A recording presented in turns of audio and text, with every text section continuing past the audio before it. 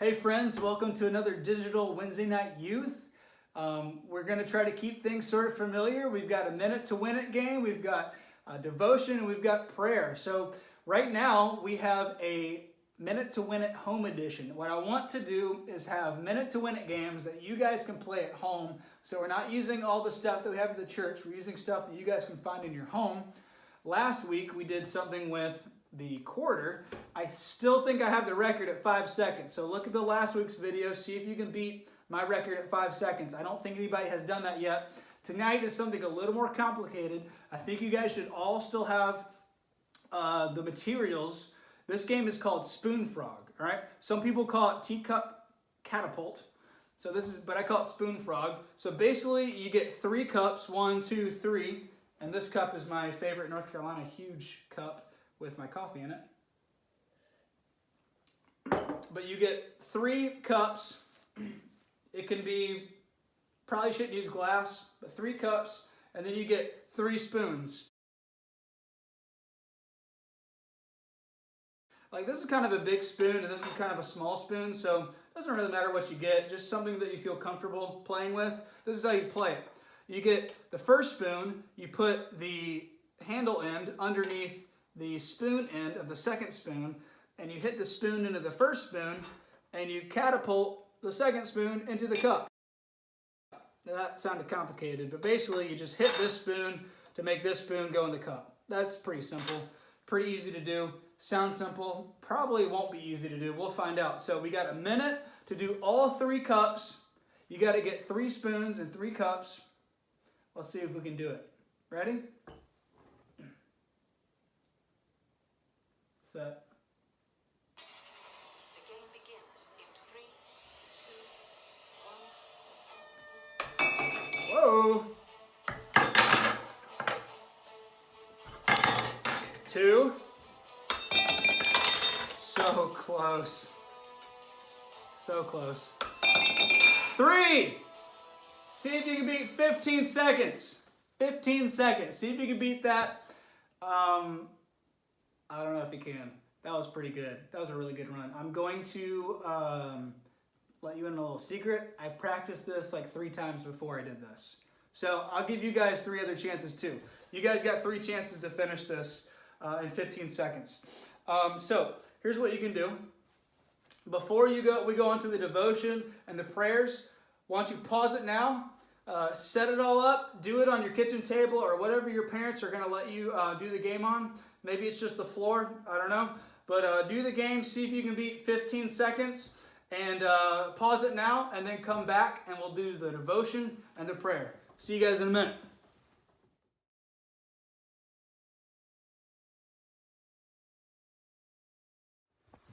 All right, welcome back, everybody. I hope the game was fun. If you beat it in a minute, I'm impressed. I really don't know how I did it in 15 seconds. So don't feel bad if you can't do that. That was a lot of luck. That was really cool.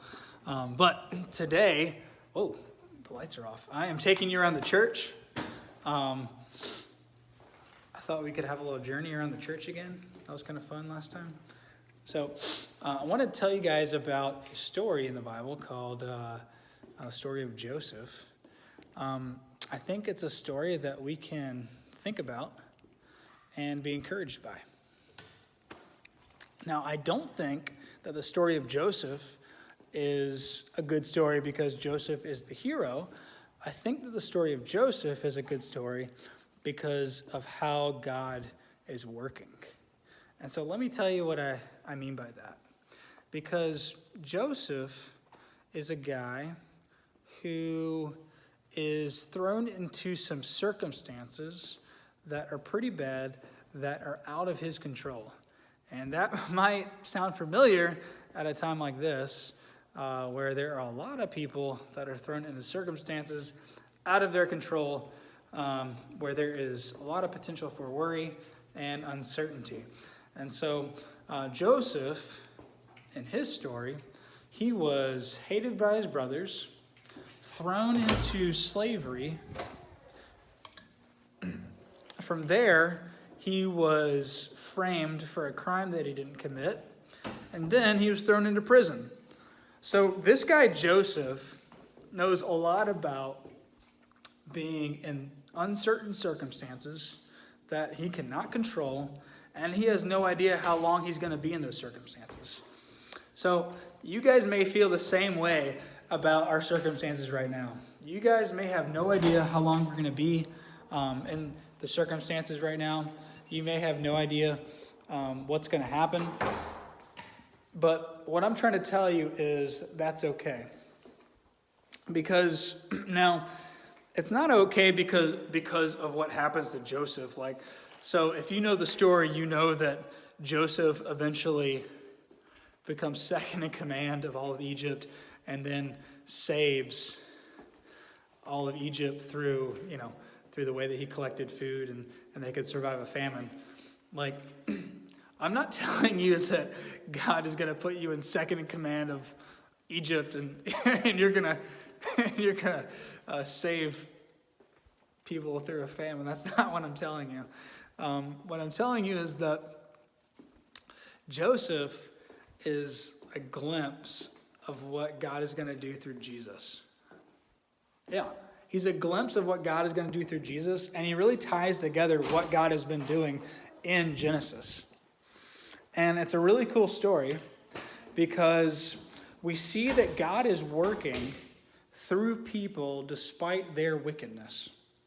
So despite how wicked people are, he is working good in those situations. Despite how bad the situation is, God is working good. Now, the good that he's working is according to his promise, not necessarily according to everybody's individual lives, but according to his promise. Now, if we have Jesus, who the story of Joseph is giving us a glimpse of, then we see that God does work for the good of those who love him. Well, where's my lights here? There we go. I'm going to have to walk back through this whole church and turn off all these lights. But anyways, so what we see is that God works for the good of those who love him. And God delights in people being obedient, I think. Now, our good circumstances don't happen because of us being good. We don't earn, our salvation, right? We don't earn these good things. That God graciously gives us good things. So if you think back to Job last week, God was just and right. That was the whole point of Job. And he would have been just and right if Job hadn't been blessed at the end. He would have still been worthy of worship. And however, what we do know is that God delights in obedience. God delights in obedience. Look at this. It's the Homer Grove Youth Board.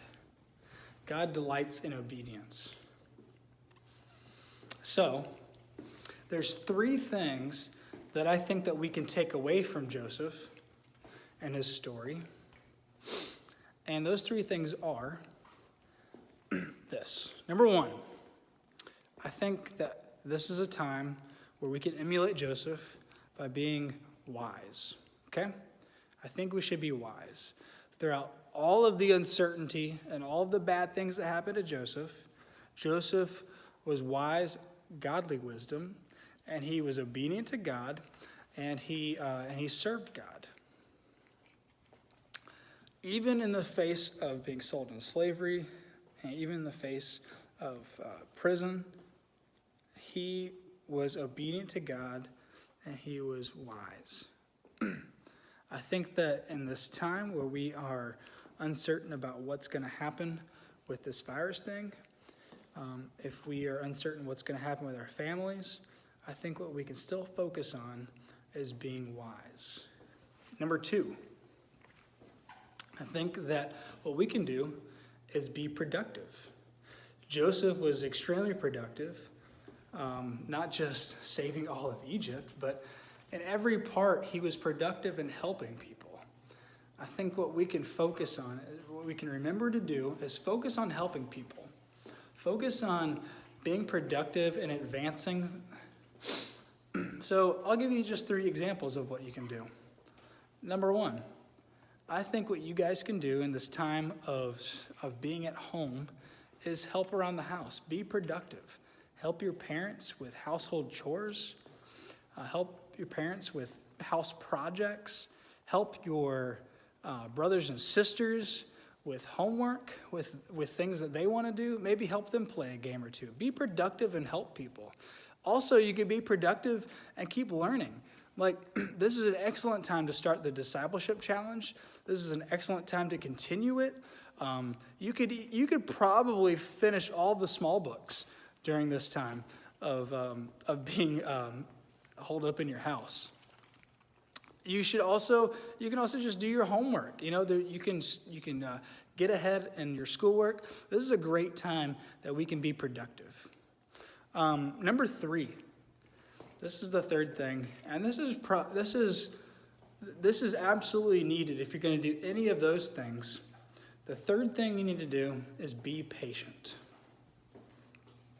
We don't know how long this is going to last. I know that schools are closed till, I think, May. They're closed for a long time. So we have an idea, but we don't really know because things have been changing minute by minute. I mean, definitely day by day. They've been changing. And so we have to be patient. And I think that if you have Jesus as your Lord and Savior, you can have eternal assurance. And that gives you an incredible ability to be patient. So let's think about while we're worshiping God, while we're being wise, while we're being productive with our time that God has given us, I think we should also be patient. Now remember, all those things I just said, that means patience is not just sitting there. Patience is still being wise and productive. And so when I think about the story of Joseph, I first and foremost think about how God works despite our wickedness, how God is giving us a glimpse of who Jesus is and how he's going to work. And he gives us a glimpse of if we have Jesus, we know that we can have assurance for the future. And we also know that God delights in obedience, and that because of Joseph's obedience, we're able to see some really good ways to live.